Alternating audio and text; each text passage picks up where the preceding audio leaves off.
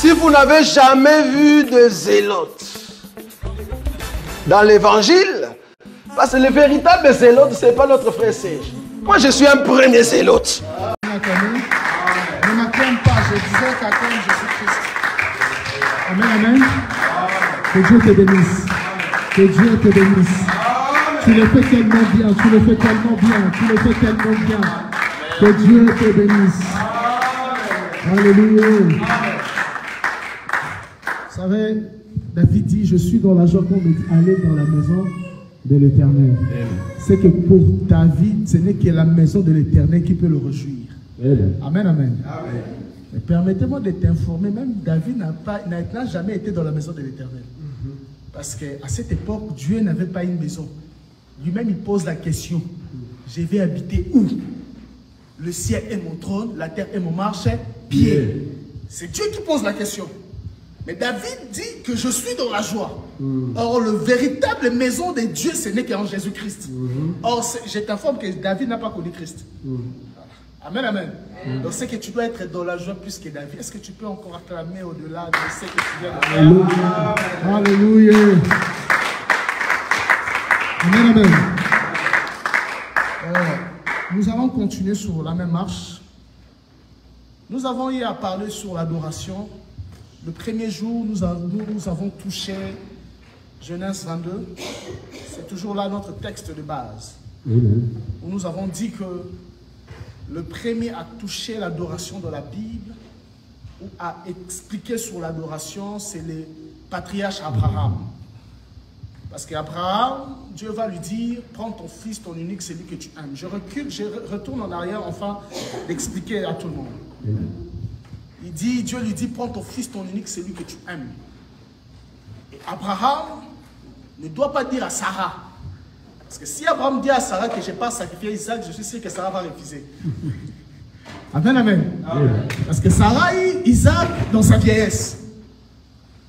Et ce que j'aime, pendant qu'il marchait, Abraham va voir le lieu après 3 jours. Et nous avons dit que le 3 jours, tu ne peux pas voir les lieux si tu ne marches pas dans le 3 jours. Parce que le 3 jours, ce n'est que l'enseignement de prophète, des psaumes et les apôtres, le prophète, le psaume et la loi. Donc, si tu n'es pas enseigné dans ces 3 dimensions-là, il est impossible, j'affirme, que tu ne connaîtras pas Christ. Parce que Christ est seulement caché dans la loi, dans le psaume et dans le prophète. Parce qu'un jour, dans Marc, dans Luc 44, 45, Christ va dire aux apôtres, après sa résurrection, c'est lorsque je vous disais, lorsque j'étais encore avec vous, il fallait qu'il s'accomplisse tout ce qui était écrit de moi, dans la loi, dans le psaume et dans le prophète. C'est que celui qui fait la lecture de la loi, sans avoir la révélation de Jésus-Christ, il est dans la mort. Parce que la loi, le psaume et le prophète parlent que d'un nom, le Seigneur Jésus-Christ. C'est-à-dire toute la Bible, de Genèse 1 à Malachie, parle que d'un nom, le Seigneur Jésus-Christ. Amen, amen, amen. Et nous avons touché sur ça. Nous avons dit que ce sont les 3 jours. Parce que Abraham doit marcher le 3 jours. Il faut qu'il marche le 3 jours, par là qu'Abraham va voir le lieu. Amen, amen. Et lorsque Abraham voit le lieu, Abraham comprend que ces lieux-là concernent que le Fils et moi.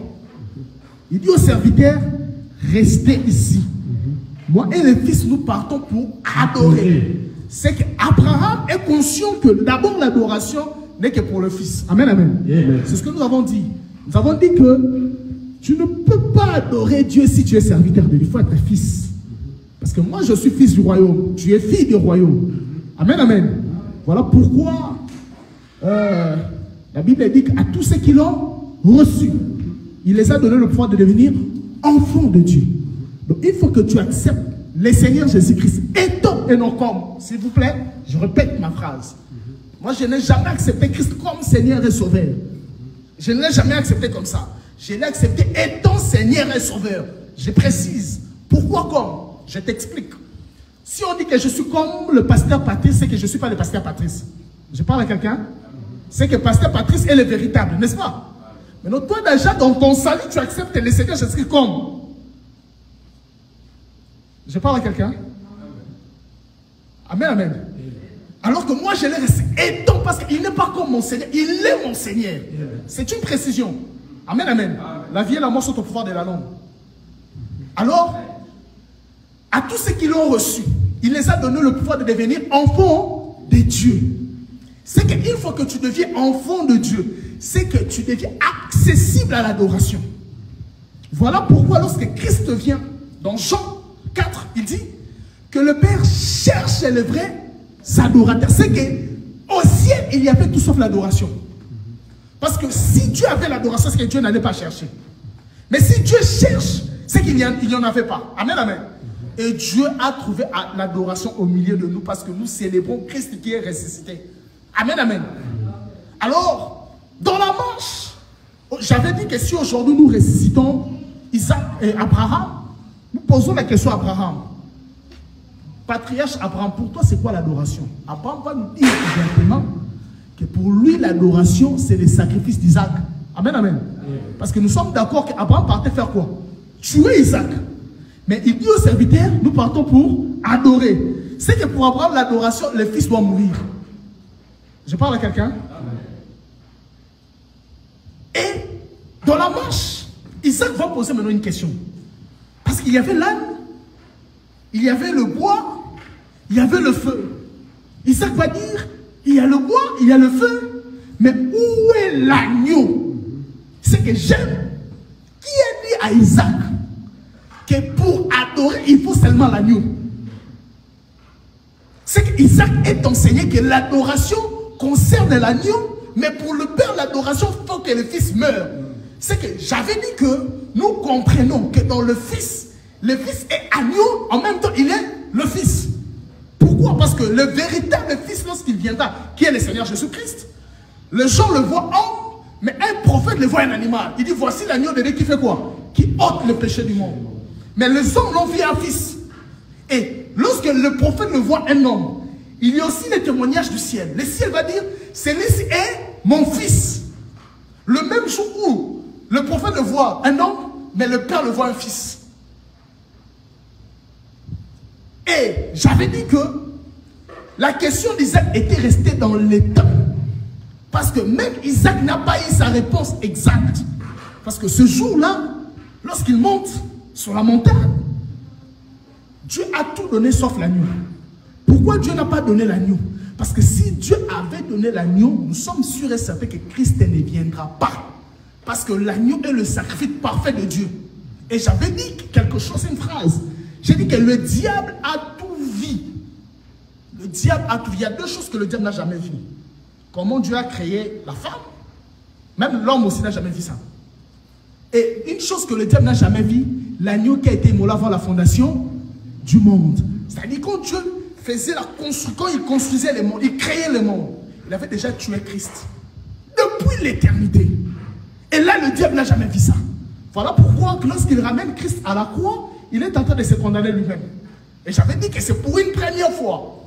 La mort a donné vie. Amen. La mort qui sépare les gens, mais la mort nous a donné vie. Amen. Ce n'est que la mort du Seigneur Jésus-Christ. C'est-à-dire lorsque le diable ramène Christ à la croix, croyant qu'il met fait à Christ, c'est que le diable s'est contredit lui-même parce que c'était l'agneau qui était déjà mort. C'est-à-dire le diable, il est en train de ramener celui qui le condamne lui-même à la croix, sans le savoir. Voilà pourquoi c'est un pauvre diable. Moi, je l'appelle le pauvre. Il ne comprend pas, il fait des erreurs, il continue toujours à faire des erreurs. Et il fera toujours des erreurs. Voilà. Pourquoi? Parce qu'il sait qu'il a peu de temps. Il a peu de temps. Amen, amen. Amen. Voilà pourquoi moi, tout ce qui m'arrive dans la vie, je ne dis pas que le diable. Je n'ai pas ce temps-là de glorifier cet homme qui a été déjà vaincu à la croix. Quand je marche correct avec Dieu et que les choses ne marchent pas, il y a deux choses. Soit Dieu veut m'enseigner, soit Dieu veut créer un témoignage dans ma vie. Amen. Je ne confesse pas le diable. Non, c'est le diable. Non, non, non. Amen, amen. Ça dit quand les choses ne marchent pas bien avec moi, pour moi, c'est un enseignement. Je dis que c'est que Dieu veut créer un témoignage. Pourquoi? Parce que tout celui que Dieu l'a pris, Dieu aime les histoires à rencontrer. Amen. Parce que la vie d'un chrétien est un livre que Dieu écrit. Il faut que les hommes lisent comment Dieu t'a pris et là où Dieu t'a ramené. Lorsqu'il appelle Abraham, il dit Abraham quoi? Je te ferai. C'est-à-dire il commence à écrire une nouvelle histoire dans la vie d'Abraham. Tout chrétien, tout enfant de Dieu est une écriture de Dieu. Amen, amen. Et ce que j'aime, Dieu n'aime pas que les gens... Vous savez, j'ai dit une phrase une fois. Si tu es dans un boulevard, tu te rends compte que personne n'est devant toi. Comprends que tout le monde soit derrière toi. J'ai dit qu'il y a quelqu'un. Voilà pourquoi il y a certaines personnes, pendant ta souvent, tu demandes aux gens qui ont l'argent, ils ne te donnent pas. Il ne faut pas les condamner. Dieu ne veut pas simplement qu'ils tirent gloire. Dieu lui-même veut que tout le monde dépend de toi. Il ne veut pas que tu dépendes des autres. Je parle à quelqu'un? Amen, amen. Et tellement que nous sommes une écriture, Dieu écrit dans la vie de tout un chrétien. Et laisse-moi t'informer que Dieu n'a pas fini d'écrire dans ta vie. Ah non, ton histoire sera mieux rencontrée. Ah, je disais que ton histoire sera tellement bien rencontrée. Ah, si j'étais toi, j'allais même acclamer pour toi-même. Parce que Dieu n'a pas fini à écrire. Il continue à écrire dans ta vie. Même le bébé a crié Amen, Alléluia. C'est une église bénie. Et tu es béni aussi.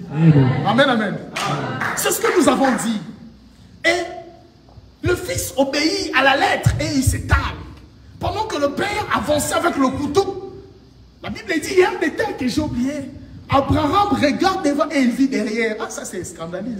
Comment quelqu'un peut regarder devant mais il voit derrière? Amen, amen. La Bible est bizarre. Donc comment quelqu'un, la Bible dit, Abraham regarda devant, mais il vit derrière. Qui peut regarder devant et voir? Toi, regarde devant, qu'est-ce que tu vois derrière? Et la Bible s'explique. Ça, c'est une parenthèse. On reviendra sur ça. On va toucher, c'est une richesse et tu vas bénir Dieu. Amen, amen. Alors, lorsqu'il veut mettre le couteau, Dieu lui dit, oh, ne fais pas ça. Maintenant, je crois que tu m'écris. Et j'ose dire, tout pasteur qui demande l'offrande qui est Isaac, doit savoir que quand tu ramènes Isaac, il faut qu'il retourne avec lui. Le même jour aussi. Amen. Un jour, un frère, le pasteur a dit, il faut donner Isaac de ta vie.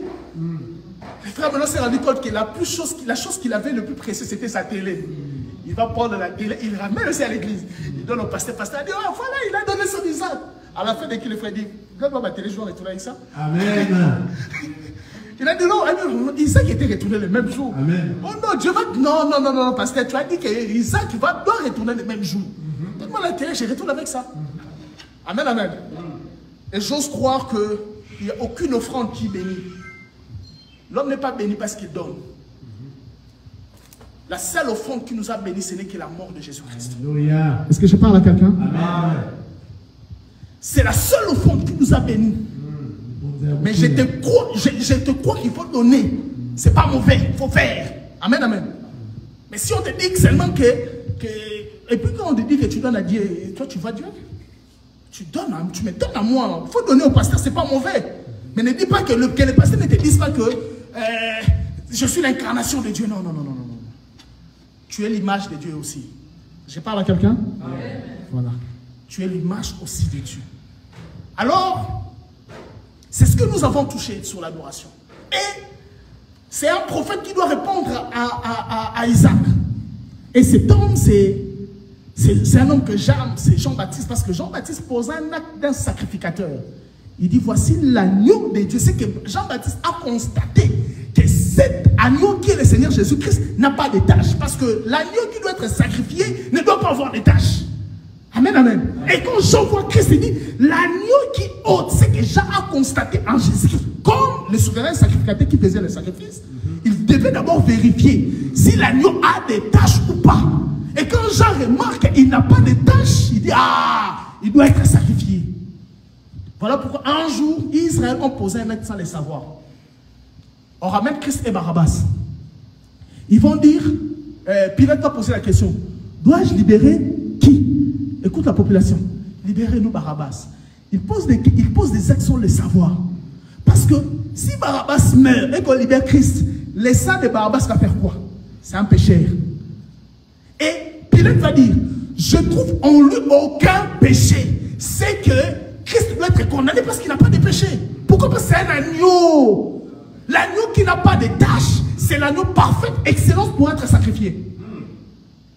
Et écoute, le peuple vont dire à Pilate que son sort retombe sur nous. Or, lors d'un sacrifice d'un agneau, le souverain sacrificateur prenait le sang, il l'aspergeait au peuple pour dire que vous êtes pardonnés. Lorsqu'ils disent ça, ils ne comprennent pas qu'on leur pardonne eux-mêmes. Amen, amen. L'agneau par excellence qui est le Seigneur Jésus-Christ, le sacrifice parfait, c'est plus que ton argent. C'est plus que ça. Et nous avons dit que Jean-Baptiste a tué Christ. Ou dans les Jourdains. Et dans les Jourdains aussi, je t'informe qu'il y avait l'autel. On a lu ça. C'est dans Josué 4. Où la Bible dit clairement que Dieu dit à Josué, excuse-moi, les souverains sacrificateurs, ils vont placer l'autel au milieu du Jourdain. Or, lorsqu'il y a l'autel, c'est qu'il doit avoir un sacrifice. C'est ce que nous avons dit les premiers jours. Le deuxième jour, nous avons touché sur Genèse 3, où nous avons expliqué sur Adam et Ève. Parce que lorsqu'il y a eu le péché, lorsque Ève, parce que je t'informe une phrase aussi, que le péché n'est pas entré lorsque Ève a mangé. Non, non, non, non.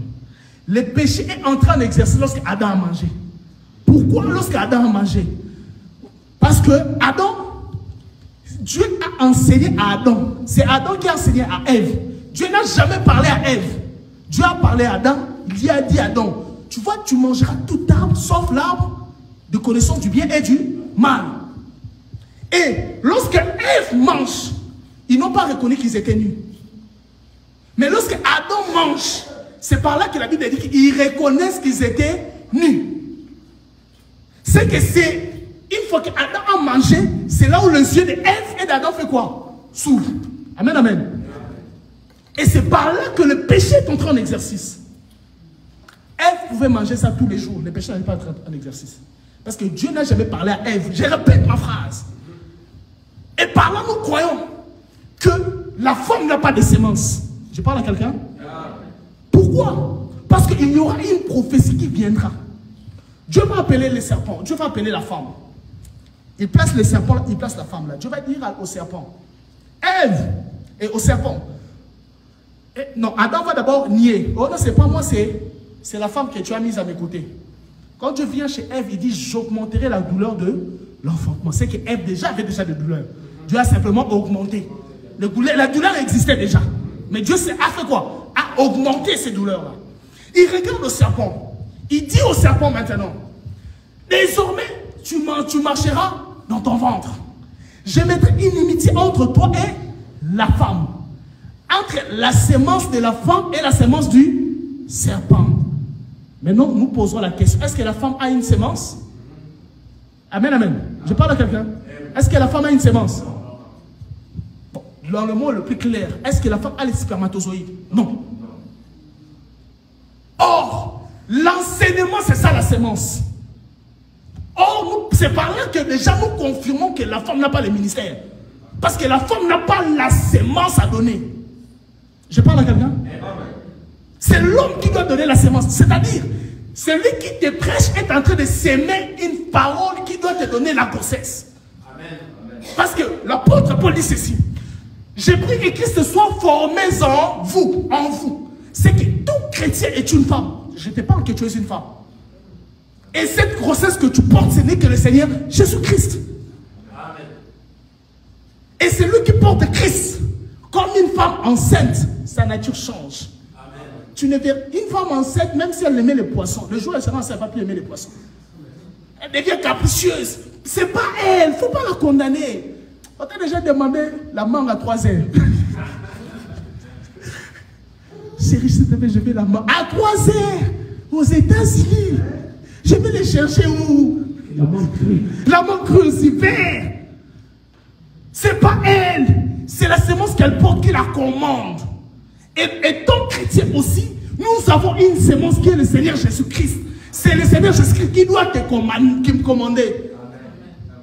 Une fois enceinte devient, sa bouche devient une régie des eaux. Il faut comprendre, c'est la sémence. Amen, amen. Amen. C'est cette sémence-là. C'est-à-dire, celui qui accepte le Seigneur Jésus-Christ, même s'il était muet, il commence à parler. Un jour, un aveugle a enseigné les sacrificateurs. On ramène, on dit non, non, il faut dire aux gens que cet homme a menti. Non, non, non, non. Moi, je sais seulement une chose, que Dieu n'exauce pas les péchés. Si cet homme vous dit que c'est un faux, mais comment Dieu a exaucé? C'est-à-dire, un aveugle, après avoir vu, il a parlé. Tu ne peux pas voir et rester calme. Non, non, non, non.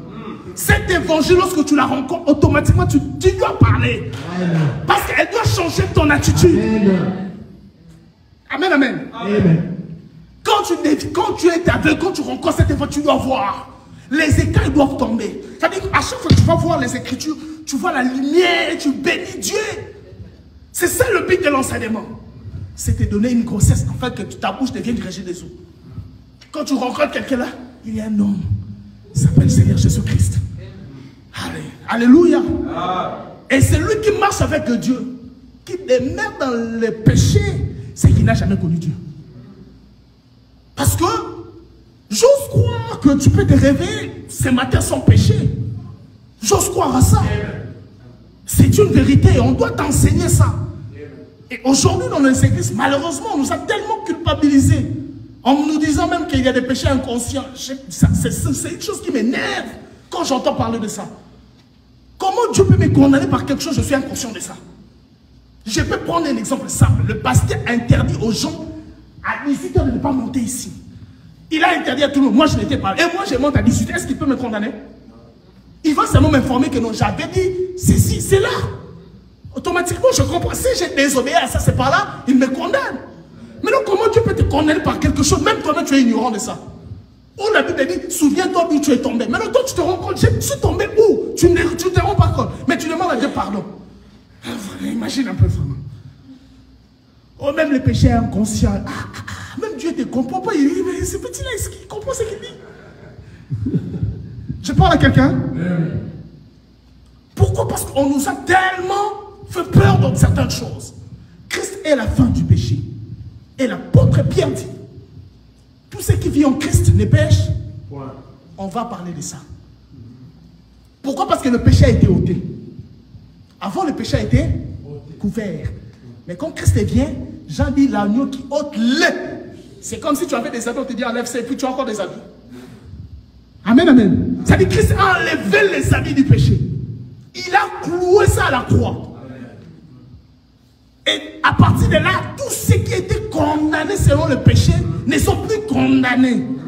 Et je t'informe que l'évangile qui te fait comprendre que tu es condamné, c'est que tu n'as pas connu Christ. Tu ne peux pas entrer dans l'eau et sortir comme si tu étais sur la terre. Non, non, tu dois être nécessairement mouillé. Amen. Et quand tu rencontres l'évangile, les condamnations deviennent ton passé. Vous savez, un jour, j'étais avec un frère, il va me dire, oh non, il me passait des moments difficiles. Oh non, frère, je suis dans les déserts. Je dis, quoi? Ah, t'as dit que les déserts de Dieu, c'est la souffrance. Israël, pendant le désert, Dieu est devenu un cuisinier. Israël marche pendant le désert. Au ciel, Dieu prépare. Il fait les poissons. Il fait les pains. Pendant le désert. Et les oiseaux. Amen, amen. Que Dieu vous bénisse. Amen. Pendant le désert. Qui t'a dit dans le désert, Dieu va t'abandonner. Au contraire, Dieu même va préparer pour toi. Il va s'organiser pour te nourrir. Amen, amen. Et nous avons dit que lorsqu'il y a inimitié, cela ne concernait pas Marie. Et non, ne concernait pas Ève. Mais c'était déjà une prophétie. Parce qu'il y aura une femme qui ne va pas accoupler avec un homme pour avoir l'enfant. Alors nous sommes d'accord que la seule femme qui n'a jamais connu homme, que Dieu est passé par lui pour sauver l'humanité, c'était que Marie. Et nous sommes d'accord que Christ qui est sorti de cette femme n'a pas aussi connu le péché. Qu'est-ce qui se passe? La Bible dit que je mettrai une inimitié entre la femme et le serpent. Mais il y a un petit détail que j'aime. On dit que la descendance de la femme écrasera la tête du serpent. Mais le serpent va faire quoi? Va la mordre. Or, tu es d'accord avec moi, lorsque le serpent te mord, automatiquement, tu reçois quoi? Le venin. Amen, amen. Or, à la croix, Christ a été mordu par le diable qui a laissé le venin qui est le péché. Voilà pourquoi il est devenu péché. Mais lorsqu'il devient péché, il ne se limite pas là. Il doit écraser la tête du serpent. C'est-à-dire, il doit effacer les serpents. Voilà pourquoi la Bible fait de nous doubles vainqueurs. Parce qu'à la croix, le diable a été vaincu. Et à partir de la croix là, où j'ai dit, s'il y a des condamnations, c'est peut-être avant la croix. Mais une fois que nous passons la croix, Amen. Je ne suis plus condamné. Amen. Si ma famille est dans les ténèbres, c'est ma famille, mais ce n'est pas moi. Et je t'informe que Dieu ne sauve pas tout le monde. Dieu sauve une personne. C'est une personne là qui doit sauver tout le monde. Voilà pourquoi la Bible dit, si tu crois, tu seras sauvé. D'abord, toi, tu dois croire. Une fois que toi, tu crois, c'est là où ta famille sera quoi? Sauvée. Amen, amen. Et ça, pour tout ça, Christ l'a fait pour nous donner cette statue d'être des adorateurs.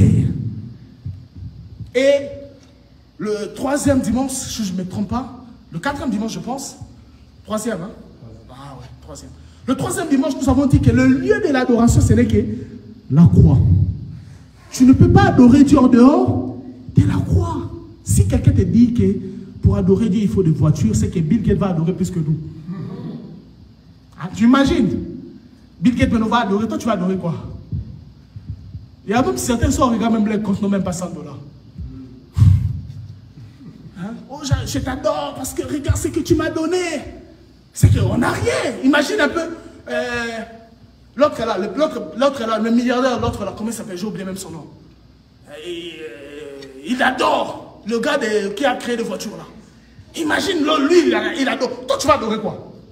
Déjà, même peut-être même ta voiture même que tu as là, tu as endetté ça. Vous voyez? Donc, Dieu n'a pas pris, il n'a pas ramené l'adoration aux choses terrestres. Mais il a ramené l'adoration au salut qui est céleste. Enfin que tu accèdes à cela. Et tout celui qui doit adorer Dieu, c'est celui qui est sauvé. Si tu n'es pas sauvé, tu ne peux pas adorer Dieu. Tu ne peux pas. Et si on te dit que l'adoration, c'est la chanson la plus douce, mensonge. Vous voyez? Un jour dans mon pays, il y a un frère qui a chanté au tiki qui t'abokondi polele. Oyaki koku felara. Koloku mama. Qui connaît la chanson? Au tiki t'abokondi polele. Il a dit que tu as laissé le ciel, la chaise du trône, frère Patrice Mougiaï. Tu as laissé la chaise du trône vide. Mais s'il laisse ça vide, il voulait dire, mais chaise du trône là. Il vient complètement, il s'assoit. Amen, amen. Le plus grand mystère, Dieu dans la terre, Dieu sur cette terre. Dans le ciel, sur la terre. C'est par là que nous croyons que Jésus-Christ est. Amen, amen. Aujourd'hui, nous allons toucher une écriture rapidement. Et nous allons essayer de parler sur ça, parler du Saint-Esprit, afin que la vie, le salut soit manifeste au milieu de nous. Amen, amen. Amen. Je reviens dans Genèse.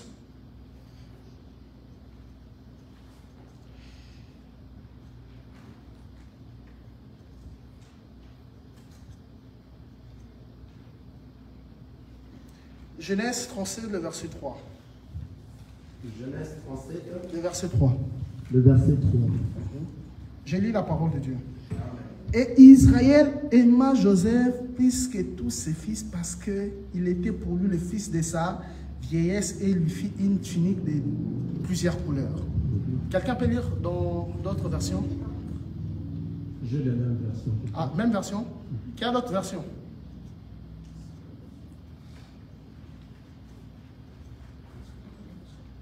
Presque? D'accord. Je vais relire. Israël aimait Joseph plus que tous ses autres fils, parce qu'il l'avait eu dans sa vieillesse et il lui fit une tunique de plusieurs couleurs. Ah, ok, c'est cette version que je cherche. Amen, amen. Est-ce qu'on peut acclamer pour la parole de Dieu? C'est par là que nous allons seulement parler de ça. Ici, j'aime les Écritures. La Bible dit que Israël, qui est Jacob, bien sûr, aima Joseph plus que ses frères. Parce que Joseph, c'est le fils de sa vieillesse. C'est que lorsque le père devient vieux, il doit aimer un fils plus que les autres. Or, avant Joseph, Israël, qui est Jacob, avait 10 fils. C'est par là que nous comprenons que si Joseph est le fils de sa vieillesse, c'est que les 10 fils de Jacob, ce sont les fils de sa vigueur, de sa force. Je parle à quelqu'un? Oui, amen. Est-ce que quelqu'un me comprend? Amen. Si Joseph est le fils de sa vieillesse, c'est que les 10 frères, c'est le fils de sa vigueur. Or, tu es d'accord avec moi que le chiffre 10, ce n'est que la loi. C'est que dans la loi, Dieu était fort. Dans la loi, Dieu frappait. Mais lorsque le Fils unique vient, qui est le Seigneur Jésus-Christ, Dieu devient faible. Pour voir la faiblesse de Dieu, ce n'est qu'en Jésus-Christ. Voilà pourquoi Christ dit tout ce que vous demandez. C'est-à-dire que tu ne peux pas demander Dieu en dehors de Christ.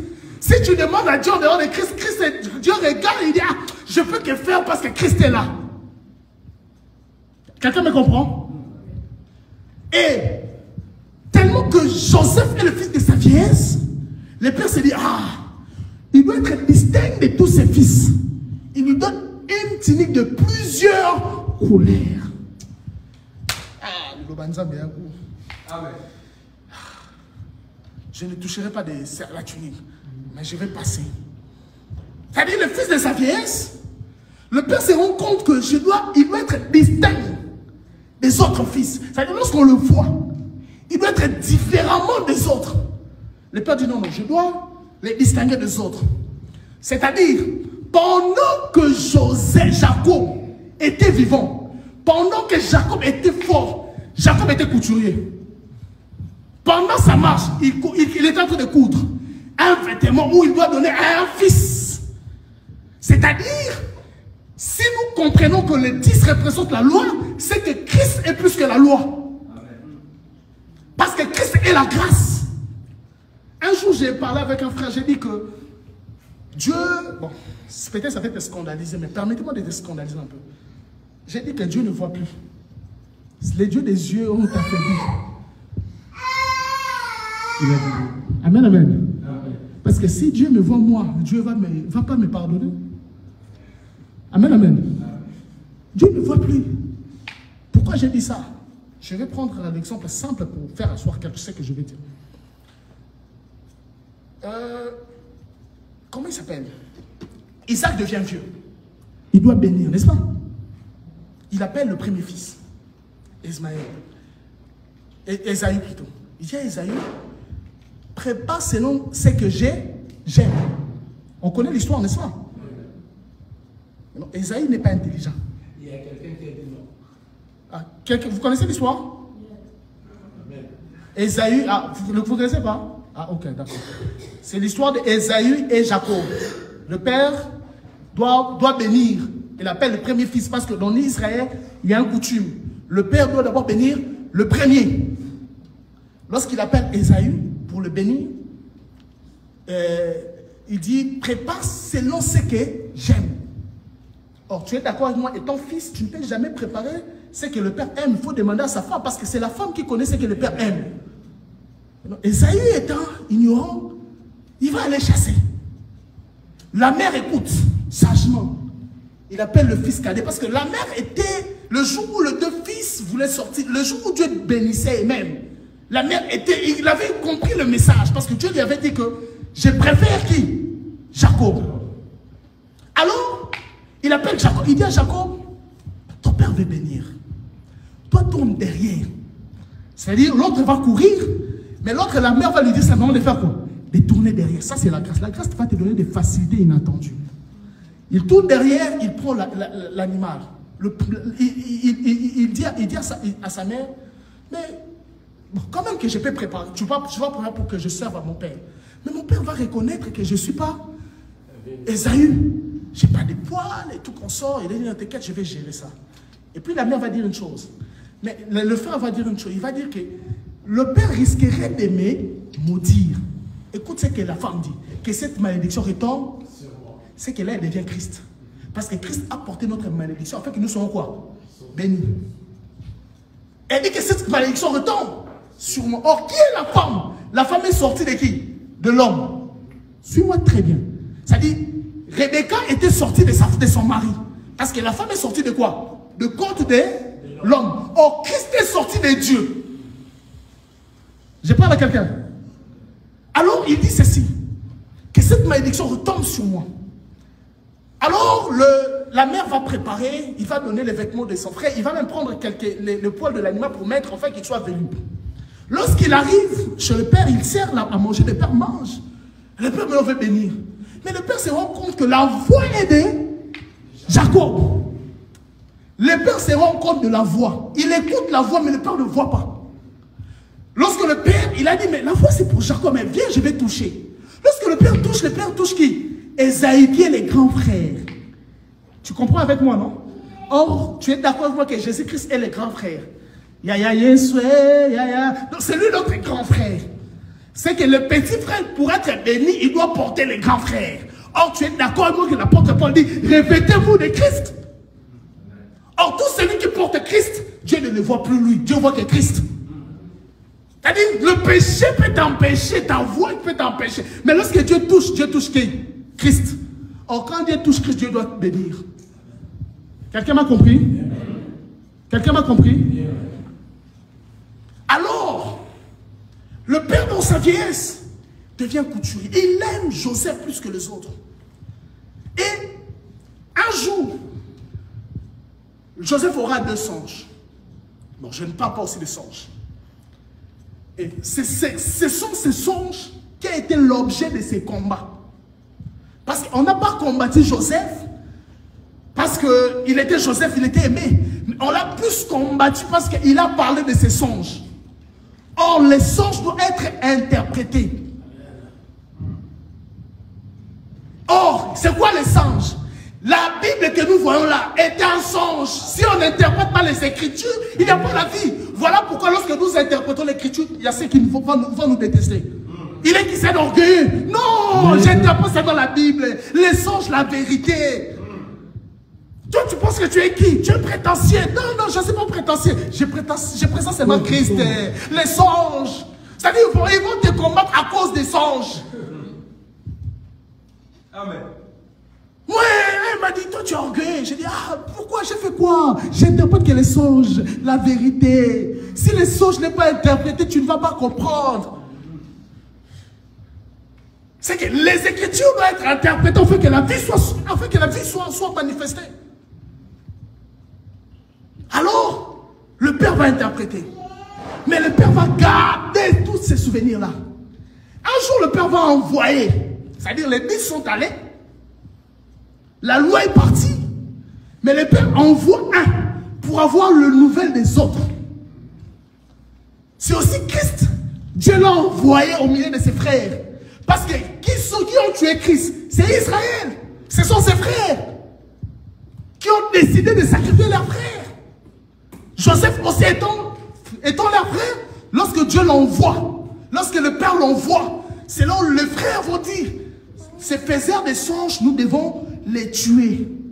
Et nous verrons si ces songes vont faire quoi? C'est réalisé. Vous savez, bien dans le Seigneur, la chose que le diable te combat, c'est là où est cachée ta bénédiction.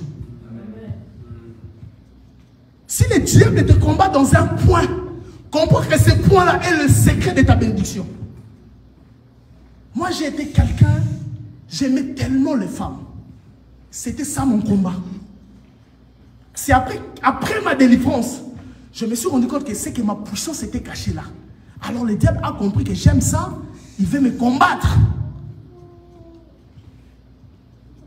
Et à chaque fois que je tombais, quelque chose de mal arrivait. Quelque chose de mal arrivait. Le jour où j'ai vaincu ce combat-là, à 90%, les choses qui m'arrivent, y compris ma famille, Dieu me dit toujours au préalable, Dieu me montre toujours un signe. Un signe toujours. Quelqu'un, tu peux être dans mon entourage. Je me souviens il y a quelques années, parce qu'une fille que j'ai parlé bien avec elle, Dieu m'a mis un signe sur la vie de cette fille. J'ai appelé la fille, j'ai dit, madame, fais attention, tu vas mourir. Je l'ai écrit en privé comme ça. Je vois ça, un homme qui va te conduire à la mort. La fille me dit, vous voyez, non? Elle me dit, non, vous aussi, vous, le jeune pasteur, vous êtes des aventuriers. J'étais à Brazzaville, je reviens à Kin, je la vois dans un supermarché. Je vois un signe de croix renversé. J'appelle la fille, une belle fille. On a parlé d'elle sur TikTok. Elle était une TikTokeuse influente à Kin. J'appelais la fille, j'ai dit, ma soeur, en plein supermarché, j'ai dit, ma soeur, je vois quelque chose de pas bien. Tu risquerais de mourir. Marche bien avec Dieu. Elle me regarde. Elle crie souvent devant les gens.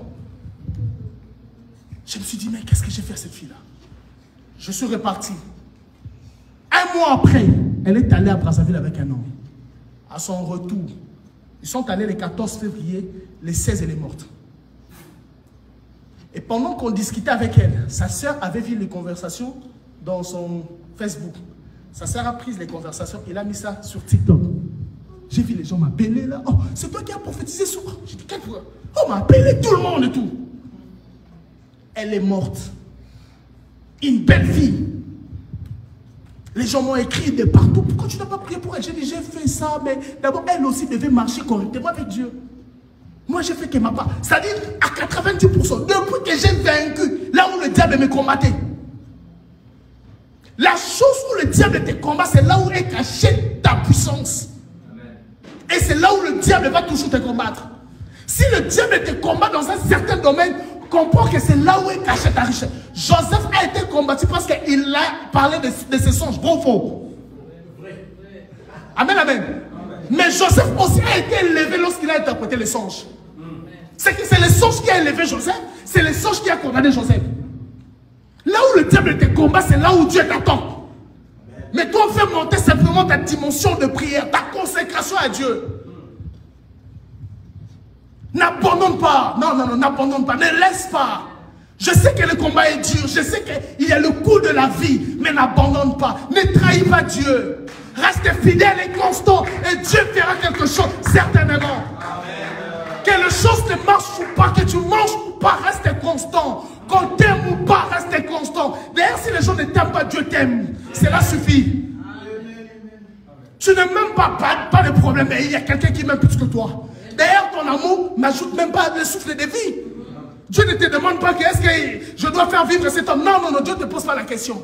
Il me fait grâce. Et lorsque je me réveille, je suis le résultat de l'amour de Dieu. Cela me suffit. Christ dit, on vous haïra à cause de la vérité. Amen. Si on est haï, parce que la parole de Dieu n'est pas vraie.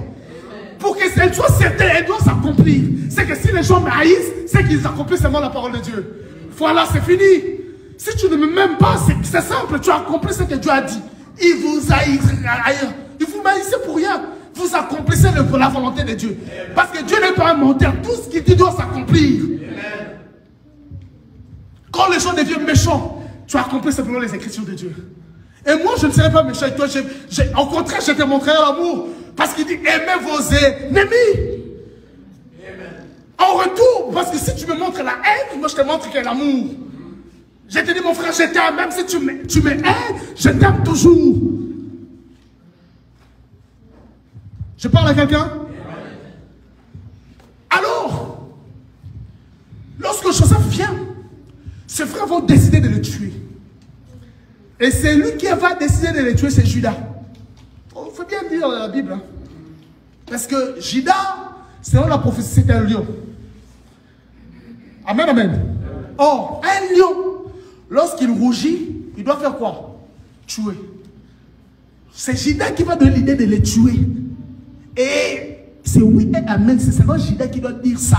On parlera de ça un jour. Alors, je t'informe que Joseph a été tué pour ses frères. Parce qu'ils l'ont mis dans le citerne, n'est-ce pas? Or, le citerne est où? En bas. C'est ça déjà, la mort et la résurrection. Et après avoir tué Joseph, ils vont prendre les vêtements de Joseph, ils vont mettre ça dans une vase du sang. Une tunique de plusieurs couleurs. Lorsqu'on met dans le sang, elle aura quelle couleur? rouge, n'est-ce pas? C'est-à-dire, mais le père doit reconnaître que ça, c'est les vêtements. Ça, c'est le plus grand mystère. Parce qu'ils se sont dit, si on dit seulement notre père Joseph a été dévoré par un animal, le père ne va jamais accepter. Il faut que nous ramenions une preuve où le père va voir que réellement Joseph est mort. Or, le signe où le père aime le fils, il a donné à son fils une tunique de plusieurs couleurs. C'est-à-dire, l'amour de père s'exprime par un vêtement. Ils se sont dit, donc, nous allons prendre ces vêtements-là, nous allons remplir dans le sang et donner ça au père. Et lorsqu'il ramène ça à Jacob, c'est par là que Jacob comprend que le fils a été dévoré. Et Jacob doit reconnaître, ah ça j'aime les détails. Hein. On peut prendre n'importe quel habit, tu le mets dans une vase de sang, elle aura qu'une seule couleur, vrai ou faux? Vrai ou faux? Mais ce jour-là, le père a reconnu. Il met une tunique de plusieurs couleurs, il a reconnu que ça c'est pour mon fils.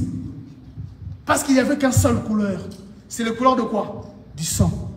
Lorsque le sang coule, c'est qu'il y a la vie qui est là. Amen, amen. Et il y a un petit détail que ses frères n'ont jamais su ça. Dans le coutume juif, c'est lui qui part en voyage. Amen, amen. C'est lui qui part quelque part. Pour qu'il ne meure pas, il doit avoir un sacrifice d'un animal. On tue l'animal pour signe que là où il partira, s'il y a un danger, c'est que cet animal a pris sa place. Et ils ont tué un animal et ils ont vendu Joseph. Ils ont simplement accompli une écriture sans le savoir. Et ce que j'aime, Joseph quitte ses frères. Il part en Égypte. Suis-moi très bien, c'est là où je vais finir, rapidement. Lorsqu'il arrive en Égypte, la femme de Potiphar comprend qu'ici, ce n'est pas sa place. Parce que Joseph prospérait. Amen, amen. Mais la femme de Potiphar comprend que ce n'est pas la place de Joseph. Merci beaucoup. Un jour, j'ai dit aux gens, je parle même de mon témoignage, je l'ai dit, je le redis encore. La femme de ma mère a accompli, la femme de mon père, ma marâtre, a accompli quelque chose sans le savoir. Elle m'a ramené dans une prison sans... Elle m'a condamné, elle m'a accusé à tort, on m'a arrêté par la police. J'arrive en garde à vue. C'est en garde à vue que je vais rencontrer un colonel. Et ce colonel, il était le deuxième personnalité de la police congolaise de Brazzaville. C'est-à-dire, si la femme de ma mère ne me conduisait pas là, je n'allais pas le rencontrer. C'est-à-dire, la femme de Potiphar comprend qu'ici, ce n'est pas la place de Joseph. Je dois l'accuser à tort, enfin qu'on le condamne parce que c'est en prison que Joseph sera élevé. Voilà pourquoi j'ai dit et je le redis. Si quelque chose t'arrive et que tu marches correct, c'est que Dieu est derrière ça. Ce n'est pas le diable. Non, non, non, non, non, non. La femme de Potiphar a simplement compris ici, ce n'est pas la place de Joseph. Joseph restera ici, ne deviendra jamais Premier ministre. Il doit être en prison, c'est là où Dieu l'attend. Là où Dieu t'attend, Dieu il fera des choses, afin que tu apprennes simplement à comprendre que c'est Dieu qui te ramène là. Oui, Dieu aussi, il ne frappe pas, mais il nous enseigne. Je parle à quelqu'un? Est-ce que je parle à quelqu'un? Dieu ne nous punit pas, mais Dieu nous enseigne. Voilà pourquoi il dit, il ne nous laisse jamais tenter au-delà de nos. C'est-à-dire, si une réalité de la vie t'arrive, c'est que Dieu est conscient que tu es en mesure de vaincre cela. Voilà pourquoi ne crains pas. Ce matin, je suis venu simplement renforcer la foi de quelqu'un. Au-delà de ce qui peut t'arriver, ne crains rien. Je parle à quelqu'un? Au-delà des combats, des difficultés, ne crains rien. Sur cette terre, ne t'attends pas que les gens vont... Pasteur, je vous avais dit que j'ai parlé avec une soeur où je devais me mettre en couple avec lui, non? Nos frères congolais sont allés faire asseoir la sœur pour Dieu dire n'importe quoi à mon sujet. Je te parle de mes frères congolais. Et lorsqu'elle est venue me dire, ce sont ces gens que je parle bien avec eux. On mange ensemble, on discute. Ils sont allés dire du n'importe quoi. Et la fille venait me dire, elle dit, mais ce sont tes frères? Mais pourquoi toi tu la protèges? J'ai dit, non, ils ont fait quoi? Ah, ils ont fait ça, ils ont fait ça, ils ont fait ça. J'ai dit, non, t'inquiète, ils ont accompli l'écriture. Ils doivent m'haïr. C'est une pensée de l'écriture. Amen, amen. Amen. Ne crains jamais rien. Et laisse-moi te donner une information certaine. L'apôtre Paul dit, c'est plus moi Paul qui vit, c'est qui? Mais imagine quand quelqu'un combat Christ. Un jour, Paul a combattu Christ. Christ l'a rendu aveugle.